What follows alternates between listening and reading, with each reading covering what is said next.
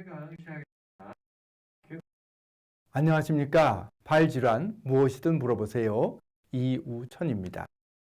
오늘은 아킬레스건이 파열됐을 때, 아킬레스건이 터졌을 때 그거를 수술을 해야 되느냐 말아야 되느냐, 수술을 해야 되느냐 수술하지 않고 치료할 것이냐, 그거에 대해서 말씀을 드리도록 하겠습니다. 아킬레스건은 크게 두 가지죠. 칼이나 유리에 베어서 끊어지는 게 있겠죠. 그건 어디든지 뭐 똑같죠. 뭐 다른 힘줄이, 그러니까 열상, 끊어져서 생기는 경우와 피부는 다치지 않았는데 속으로 저절로 터지는 경우가 있습니다. 사실은 보면은요, 피부는 다치지 않고 속으로 파열되는 경우가 더 많은데 그게 아마 아킬레스건의 아주 특징적인 현상인 것 같습니다. 피부 속으로 보통 이제 파열되는 경우는 이것이 보통 아킬레스건 파열입니다. 원래 아킬레스건이 비정상적이어서 이 힘줄이 퇴행성 변화가 돼서 터지려고 하던 차에 그러던 게 쌓이고 쌓여서 터지는 경우도 있지만 특별한 증상이 없던 분이, 아무런 증상이 없었습니다. 아무런 증상이 없던 사람이 갑자기 격렬한 운동을 할 때, 갑자기 점프를 한다든지, 갑자기 테니스 칠 때 탁 치고 나간다든지, 배드민턴 칠 때 점프를 한다든지, 그럴 적에 파열되는 경우가 많습니다. 그래서 아킬레스건이 흔히 파열되는 부위는 이것이 이제 발목이, 여기 발목이죠. 발목 관절이고, 이것이 팔이고, 그럼 뒤꿈치에 아킬레스건이 쭉 종아리에서부터 근육이 내려와서 여기 뒤꿈치에 붙어 있습니다. 대개는 요 뒤꿈치 여기 붙어 있는 부분보다는 여기에서 한 2cm 위에, 여기에서 여기 사이, 요 부분에서 요 부분 구간에서 파열되는 경우가 많습니다. 그래서 별 증상이 없던 사람이 갑자기 파열되는 거는 점프를 갑자기 하거나 갑자기 뛰기 시작할 때, 그럴 때 되게 파열되는 경우가 많은데요. 또는 이제 높은 데서 추락할 때 쾅 찌우면서 힘줄이 뒤쪽으로 끊어지는 경우도 있고, 또는 교통사고가 나면서 그 갑작스러운 충격에 의해서 파열되는 경우도 있습니다. 별 증상이 없던 사람이 갑자기 탁 뛰기 시작해서 갑자기 점프를 할 때 아킬레스건이 파열되면은 그때 환자분한테 다칠 때 어땠습니까? 그러면은 갑작스러운 통증이 생깁니다. 근데 누가 돌을 던지거나 발로 찬 것 같은 느낌이 있습니다. 그런데 누가 돌을 던진 것 같아서 뒤를 돌아다 봐도, 주변을 돌아다 봐도 아무도 없는 거죠. 자기를 찰 사람이. 근데 그런 느낌이 드는 경우가 많다. 그렇게 얘기하는 분이 많고요. 파열 시에 뚝 하고 본인은 소리를 들었다. 이런 경우도 많습니다. 아킬레스건이 파열되면 보통 사람은 엎드리면 발이 천장에 있고, 엎드리면 발이 이렇게 밑으로 축 처지는 것이 아니고 위로 약간 들려 있습니다. 이렇게 천장을 향해서 약간 들려 있습니다. 아킬레스건이 파열되면 이 부분이 아킬레스건이지 않습니까? 아킬레스건이 딱 끊어지면 이걸 이렇게 천장 쪽으로 잡아주는 힘이 없어지기 때문에 바닥으로 축 처집니다.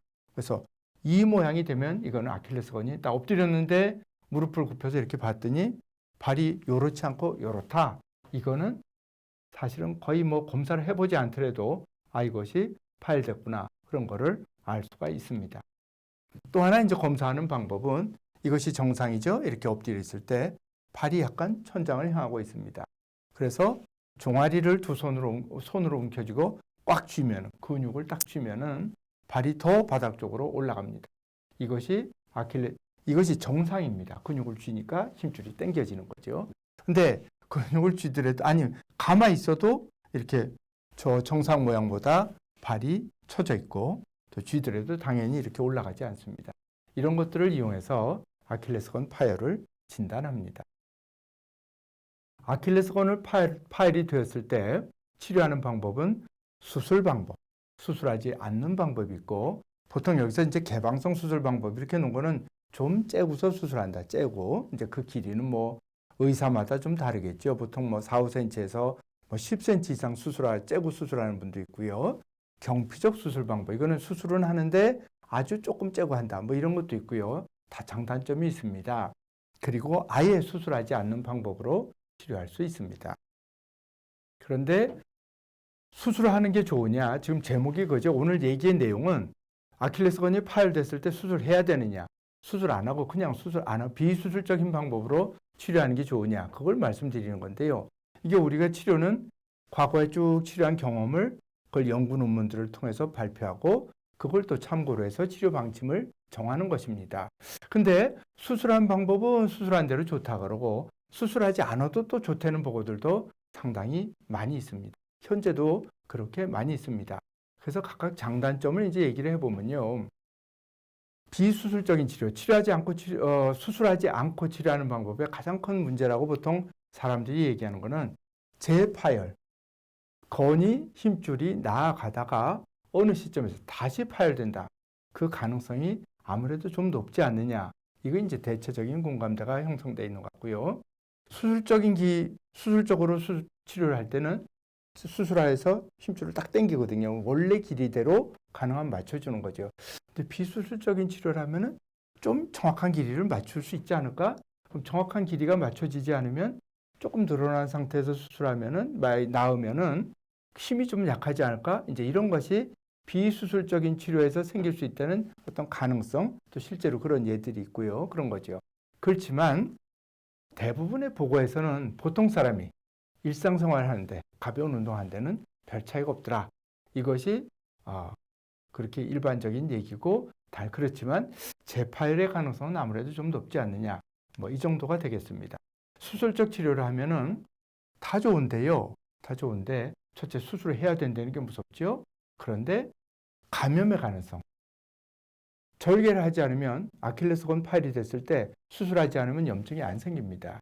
근데 수술하면 일단 째기 때문에 외부와 아킬레스 힘줄이 통하게 되는 거죠. 이제 그러기 때문에 염증이 생길 염려가 있다. 뭐 이런 게 가장 큰 문제입니다, 사실. 또 하나는 이제 뒤꿈치 뒤쪽으로 이렇게 종아리 쪽으로 흉터가 생기는 게 또 한 가지 문제가 되겠죠. 그래서 그렇지만 원하는 강도로 복원할 수 있다. 또 재파열의 가능성이 적다. 이런 거를 장점이라고 할 수 있겠고요. 예. 그렇기 때문에 가령 운동선수가 아킬레스건이 파열됐다. 대부분 수술적으로 치료합니다. 자, 이제 일반인이 아킬레스건이 파열됐을 때 어떤 게 더 좋으냐? 이렇게 장단점이 있다. 그런 걸 알아야 되겠습니다. 그래서 이걸 다시 요약을 해보면 비수술적인 방법으로 수술하지 않고도 대부분의 환자가 좋은 결과를 얻을 수는 있습니다. 그렇지만 치료하는 과정 중에 상당히 세심한 주의가 필요하고 환자도 의사의 지시를 잘 따라야 하고 의사도 또 잘 봐야 됩니다. 그렇기 때문에 어떻게 보면 수술은 수술장에서 다 결정이 나거든요. 그렇지만 비수술적인 계속 신경을 써야 되기 때문에 비수술적인 방법이 어떻게 보면 수술은 하지 않지만 더 어려운 방법일 수도 있습니다. 그리고 재파열의 빈도가 조금 더 높은 것으로 알려져 있다. 뭐 이상이 오늘 그 수술할 것이냐 비수술적으로 치료할 것이냐를 요약한 내용이 되겠습니다. 제 얘기를 끝까지 들어줘서 대단히 감사합니다. 네, 고생하셨습니다.